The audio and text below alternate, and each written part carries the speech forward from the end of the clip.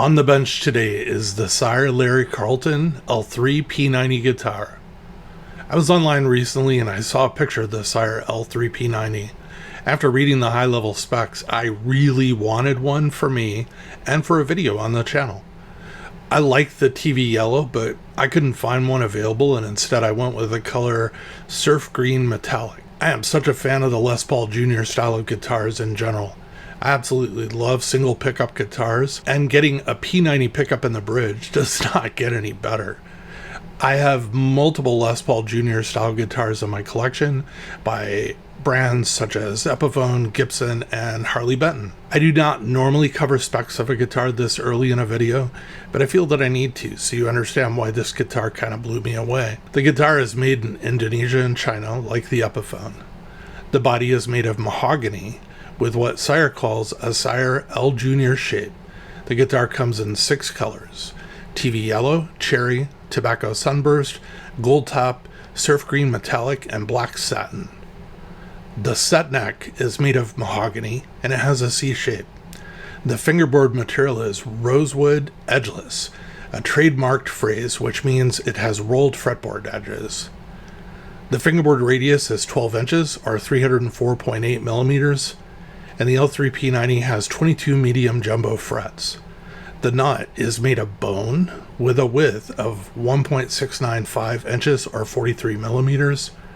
The guitar's scale length is 24.75 inches or 628.65 millimeters. The guitar has a single LC Vintage P90 soap bar pickup in the bridge position. The electronics consist of 1 volume and 1 tone. The pods are full-size pods, and the output jack seems to be a good quality component. The bridge is a compensated wraparound bridge. The tuners are standard LC die-cast tuners, and the hardware finish is chrome.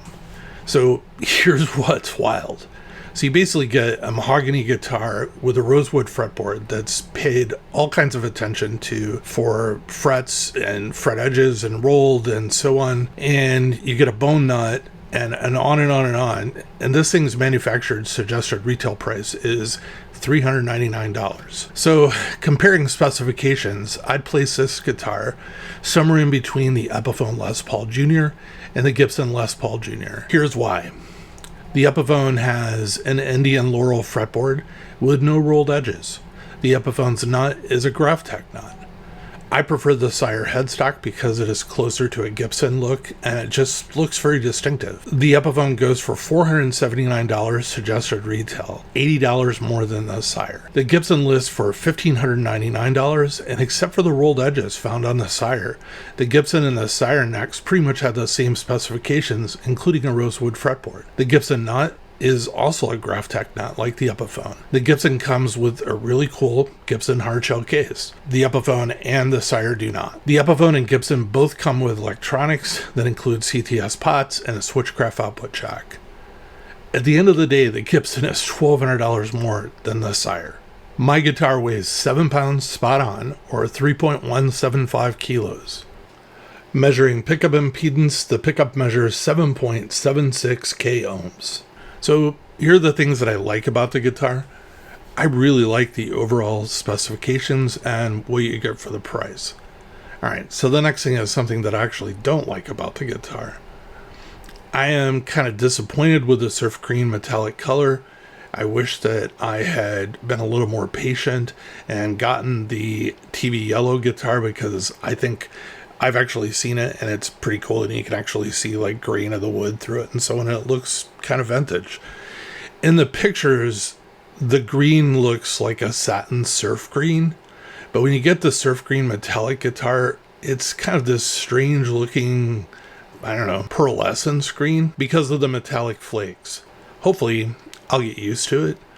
I've seen the TV yellow, like I said, and it's close to a normal TV yellow color found on the other Les Paul Jr. guitars. I stated in another video about the SIRE S3, the Strat put out by Sire neck, that the neck was the best neck I had ever experienced on an affordable guitar.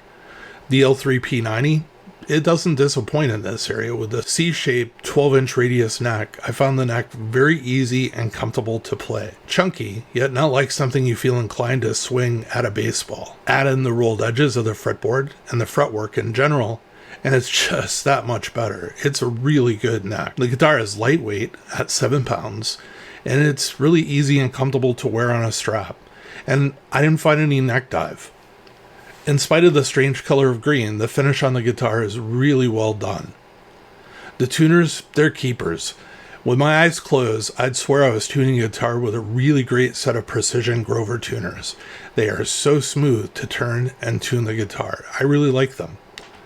The single P90 pickup is thick with a lot of tone. Put this guitar before any fuzz, overdrive, or distortion pedal, and this guitar screams.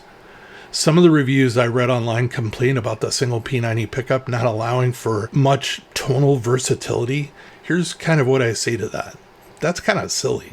For God's sakes, you're playing a Les Paul Junior style guitar with a single P90. What do you expect? You have the wrong guitar in your hands if that's what you're looking for. This is like going into a seafood restaurant and complaining because the fish tastes like fish. Lastly, I love the price on this thing. $399. Seriously, I probably going to get a TV yellow one in addition to the one that I already have. You could leave your Gibson at home and take this guitar out on gigs and not ever stress. You could actually buy 3 to 4 of the Sire guitars instead of the Gibson instead. Overall, this is a great value for the price. I'd expect to pay at least in the $600 price range for the guitar and the specifications. Excellent job, Sire.